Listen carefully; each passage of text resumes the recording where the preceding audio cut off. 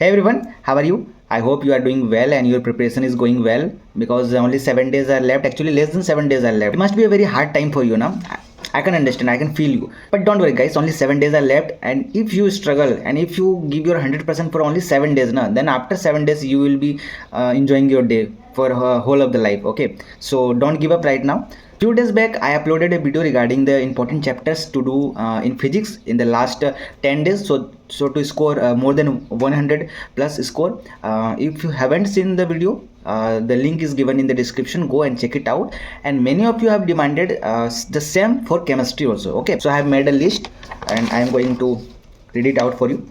C chemistry is easy. Okay, हम लोग सभी को जानते हैं कि बायोलॉजी सबसे ज़्यादा इजी रहता है, उसका केमिस्ट्री, उसका फिजिक्स. ठीक है, but if you are scoring between 60 to 80 marks in chemistry ना, then it is weak for you. Okay, ऐसा नहीं कि वीक, बट आपका स्कोर कम आ रहा है. कम से कम इसमें 120 प्लस स्कोर आना चाहिए केमिस्ट्री में. ओके, सो मैं इसमें कुछ ऐसे चैप्टर्स का नाम बताने वाला हूँ जो हाई वेटेज है, जिसका एंड बहुत ही ज़्यादा क्वेश्चन उससे रिपीट होता है हर साल. ठीक है, तो अगर आपने सिर्फ इस चैप्टर को भी करके चला गया ना, तो आपका मार्क्स 120 प्लस आ सकता है केमिस्ट्री में. ओके, ऐसा नहीं कि लास्ट का 7 डेज है तो आप कुछ नहीं कर सकते हो. लास्ट का 7 डेज में भी बहुत कुछ हो सकता है. अगर हम लोग इंडिविजुअल वेटेज की बात करें तो सबसे ज़्यादा वेटेज रहता है इनऑर्गेनिक केमिस्ट्री का. ठीक है, लेकिन सबसे ज़्यादा बच्चे डरते हैं इनऑर्गेनिक केमिस्ट्री से. ओके, कम से कम 16 to 17 क्वेश्चन इनऑर्गेनिक केमिस्ट्री से पूछा जाता है. एक्चुअल में इनऑर्गेनिक केमिस्ट्री सबसे ईजी है, क्योंकि उससे क्या होता है ना, डायरेक्ट क्वेश्चन पूछा जाता है ना, उसमें ज़्यादा न्यूमेरिकल्स भी नहीं रहता है. उसमें आपको जैसे कि ऑर्गेनिक केमिस्ट्री जैसे कि रिएक्शन इंटरमीडिएट वगैरह पूरा, उसमें भी दिमाग लगाना नहीं होता है. बस इसमें होता है कि बायोलॉजी से अगर आपको याद है तो याद है, याद नहीं है तो नहीं है. ठीक है, तो inorganic chemistry is like that. तो सबसे पहले सबसे ज़्यादा वेटेज रखता है वो केमिकल बॉन्डिंग. ठीक है, हर साल लगभग 3 से 4 क्वेश्चन इसमें आ जाता है, like bond order, bond strength. ठीक है, लाइक मोलिकुलर ऑर्बिटल थ्योरी, इस टाइप से बहुत सारे क्वेश्चन इसमें आ सकते हैं. 3 to 4 क्वेश्चन आ सकते हैं. Coordination compound is again very important chapter regarding the inorganic chemistry. 2 से 3 सवाल हर साल आते हैं.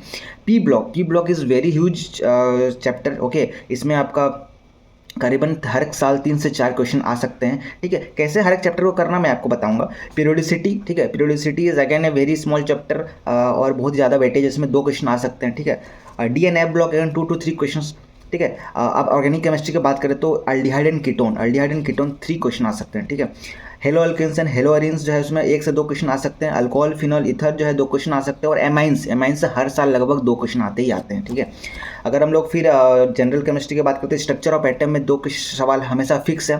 ठीक है, और स्ट्रक्चर ऑफ एटम बहुत ही ईजी चैप्टर है, आराम से 2 क्वेश्चन उसमें आ सकते हैं. ठीक है, थर्मोडायनेमिक्स जैसे मैंने बताया कि ये फिजिक्स में और फिजिकल केमिस्ट्री दोनों में इंपॉर्टेंट है थर्मोडायनेमिक्स, तो 2 क्वेश्चन इसमें भी आ सकते हैं. ठीक है, electrochemistry 2 question must very important. Chemical kinetics 2 question हर साल आते हैं. इक्विलिब्रियम 2 क्वेश्चन हर साल आते हैं. हाइड्रोकार्बन, तो हाइड्रोकार्बन इज द, हम बोल सकते हैं ना, ये आपका एक्स फैक्टर साबित हो सकता है. ठीक है, अगर हाइड्रोकार्बन से हो सकता है आपका इजी भी आ सकता है, हाइड्रोकार्बन हो सकता है इस बार टफ भी आ सकता है. ठीक है, सेकंड वाले पार्ट में कुछ दिया हुआ रहता है, फिल्ट्रेशन टाइप से. ठीक है, सेपरेशन टाइप से.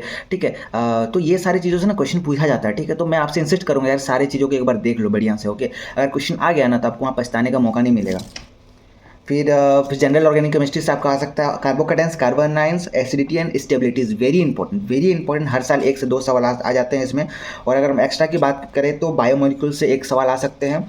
चलिए इस बार 2 सवाल मान लेते हैं, 2 सवाल आ सकते हैं इस बार. एंड रिडॉक्स रिएक्शन से भी 2 सवाल आ सकते हैं. ठीक है, रिडॉक्स भी वेरी इजी है. ठीक है, तो हमको तो पर्सनली बात करें तो केमिस्ट्री इज़ वेरी इजी. ठीक है, केमिस्ट्री में बहुत आसान लगता है. आप आराम से ना 140 प्लस आराम से स्कोर कर सकते हो. ठीक है, और ज़्यादा मेहनत करोगे तो 160 प्लस भी स्कोर कर सकते हो. बहुत ज़्यादा मेहनत करोगे तो 180 आउट ऑफ 180 स्कोर कर सकते हो. ठीक, केमिस्ट्री इज़ वेरी इजी. अब तो करना क्या, अप्रोच क्या रखना है, जितना भी मैंने बताया. ठीक है, जैसे कि जो भी हो. ठीक है, सबसे अगर फिजिकल केमिस्ट्री की बात करें, फिजिकल केमिस्ट्री में जस्ट लाइक फिजिक्स आपको क्या करना है, आपको अभी सबसे पहले ना फॉर्मूले नोट्स को आपको रटना है. सबसे पहले फॉर्मूले नोट्स रटो. ठीक है, उसके बाद आप जाकर PYQ लगाओ. ठीक है, जैसे PYQ लगाओगे ना आपको पता चल जाएगा कौन सा इंपॉर्टेंट टॉपिक्स है और कौन सा इंपॉर्टेंट टॉपिक्स बार बार जो आपसे रिपीट में आता है. ठीक है, रिपीट में आता है और मोस्ट प्रोबेबली 70 to 80% चांस है ना कि उसी क्वेश्चन को रिपीट में आएगा. ठीक है, देखो अभी आपके पास कोई ऑप्शन नहीं बचा हुआ. ठीक है, you can't go for perfection. ठीक है, अगर आप एक्सप्लेनेशन वीडियो देखोगे, अगर आप कंसेप्ट में अभी घुसोगे तो 7 दिन में ऑब्वियस सी बात नहीं कर पाओगे ना.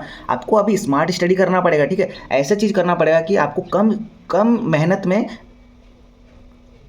आपको अभी ऐसा कुछ करना पड़ेगा ना, कम इनपुट में ज़्यादा आउटपुट मिलेगा. ठीक है, as we know that the 20-80 rule. ठीक है, जिसमें कि हम लोग क्या करते हैं 20% पढ़ते हैं, इसमें कि 80% स्कोर कर पाते हैं. ठीक है, जस्ट हम लोग उसी तरह करना है. ठीक है, हम लोग को पूरा बुक नहीं पढ़ना है हम लोग, लेकिन हम लोग इस टाइप से पढ़ेंगे कि पूरा बुक हम लोग को कंप्लीट हो जाएगा. ठीक है, यानी फिजिकल केमिस्ट्री में सबसे पहले PYQ लगा लिया, ठीक है, उससे पता चल गया कौन कौन से इंपॉर्टेंट टॉपिक्स है, ठीक है। उसके बाद हम लोग फार्मूला जो सबके रटने हैं, उसके बाद हम लोग क्या करेंगे कि जो भी PYQ से टॉपिक हम लोगों ने मार्क किया, उसी टॉपिक के हम लोगों ने क्या किया, NCERT से इन टेक्स्ट क्वेश्चन को सॉल्व कर लिया, ओके।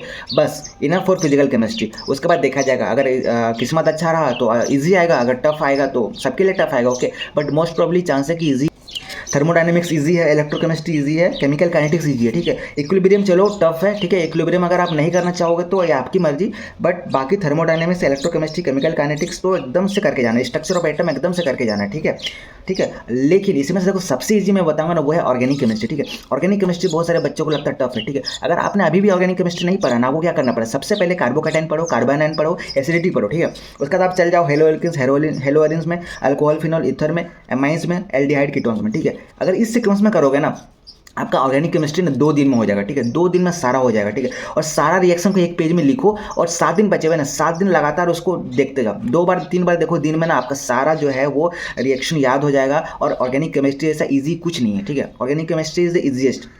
अगर ऑर्गेनिक केमिस्ट्री में और आपको स्टैंडर्ड करना है तो आप PYQ लगा सबसे पहले, ठीक है। PYQ लगाने के बाद आपको भी उसमें पता चल जाएगा इंपॉर्टेंट क्या है, ठीक है। आप देखोगे कि एक दो रिएक्शन ऐसा होता है ना, हर साल लगभग रिपीट होता है, हर साल कि उस रिएक्शन से क्वेश्चन आने ही आने हैं, ठीक है। उसके बाद आपको क्या करना है कि NCERT में भी इन टेक्स्ट क्वेश्चन होंगे, NCERT इन टेक्स्ट क्वेश्चन सॉल्व कर लिए। अगर इसके बाद भी अगर आपको टाइम बच रहा है ना, तो आप क्या कर सकते हो कि NCERT के बैक क्वेश्चन को आप लगा सकते हो सिर्फ ऑर्गेनिक केमिस्ट्री में, ठीक है। अगर आपके पास टाइम नहीं बच रहा है तो कोई बात नहीं, रहने दो, मत करो, ओके। उसके बाद बच रहा है इनऑर्गेनिक केमिस्ट्री। देखो इनऑर्गेनिक केमिस्ट्री पूरा रट्टा मारा वाला सब्जेक्ट है, ओके। जस्ट लाइक आपको बायोलॉजी जैसे अप्रोच करना पड़ेगा। इसके लिए मैं अभी आपको सजेस्ट नहीं करूँगा कि NCERT पढ़ो, you don't have time to read whole the NCERT in 7 days, क्योंकि आपको बायोलॉजी भी करने हैं, आपको फिजिक्स भी करने हैं, है ना। तो I will not suggest to read the whole NCERT line by line. Either what you can do is go for PYQ, ठीक है। At first you will do PYQ, then you will come to know that what are the important topics, okay. Then go for your notes, okay.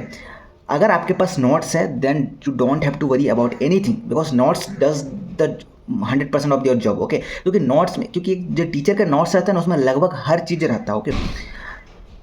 कहीं से भी जुगाड़ करो inorganic chemistry के notes and notes से पढ़ लो, ठीक है। आपको मिल जाएगा, टेलीग्राम में मिल जाएगा, या फिर कोई भी यूट्यूब में पढ़ाया हुआ कोई टीचर होगा ना। वीडियो लेक्चर नहीं देखना, बस नोट्स पढ़ना है, ओके।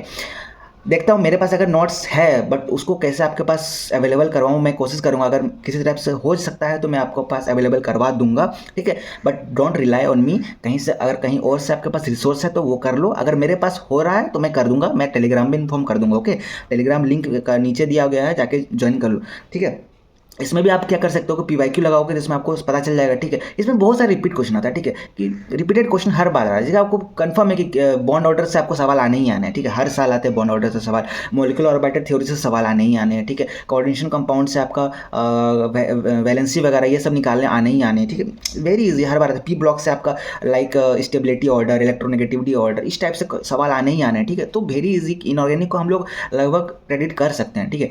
तो मेन बात है आपको मेहनत करनी पड़ेगी। आई एम सेइंग कि हाइड्रोकार्बन जो चैप्टर है वो आपके लिए एक्स फैक्टर साबित हो सकता है, क्योंकि हाइड्रोकार्बन में जो पीछे में बहुत सारे जैसे सेपरेशन टेक्निक वगैरह दिए गए ना, जैसे कि आई डोंट रिमेंबर अच्छे से क्या क्या दिया हुआ था, बट अगर वो सारी चीज़ों को आप करके चले गए ना, तो 1 से 2 सवाल आने उससे निश्चिंत है, एंड आएंगे ही आएंगे, ठीक है। अगेन अगर आपके पास अगर आपको नोट्स नहीं बनाने, फिजिकल केमिस्ट्री के फॉर्मूला नोट्स नहीं बनाने, अगर आपको इनऑर्गेनिक केमिस्ट्री के एक्सेप्शंस वगैरह सारा नोट्स नहीं मिल रहा है, अगर आप ऑर्गेनिक केमिस्ट्री के रिएक्शन नोट्स नहीं बनाना चाहते हो, तो again I have a book for you, ठीक है। Then that I have used personally, the book is known as the Arihant, handbook of Arihant chemistry. I will give the link in the description, go and check it out. Only 200 rupees दाम है यार, ठीक है। Order करोगे 1-2 दिन में आ जाएगा। 7 दिन अगर उसको भी घुमा के पढ़ लोगे ना, 70% ऑफ द क्वेश्चन उससे आ जाएगा, ठीक है, क्योंकि पूरी NCERT बेस्ड है, ठीक है। तो कर सकते हो लास्ट के टाइम पे, जहाँ से भी समय मिले ना, जहाँ से भी पानी मिले पी लो, ठीक है, जहाँ से भी पानी मिले पी लो, ओके। लास्ट के टाइम पे यही करना है। और देखो अगर 200 रुपये के लिए मत रहो, ठीक है, 200 रुपये में हो सकता है आपका सिलेक्शन हो जाए, ठीक है। If you are from any category, let's suppose कि आपको 200 मार्क्स आ रहा है, 300 मार्क्स आ रहा है, थोड़ा सा मेहनत करोगे, 450 550 आ गया ना, आपका सिलेक्शन हो सकता है, okay. So don't miss any chance, it's the last time, it's the high time, it's the peak time, it's do or die time, okay. तो करो, इसमें फोड़ते हैं NEET, okay. So all the best, लगे रहो। And if you need any help, do let me know in the comment section, I will try to help you, okay.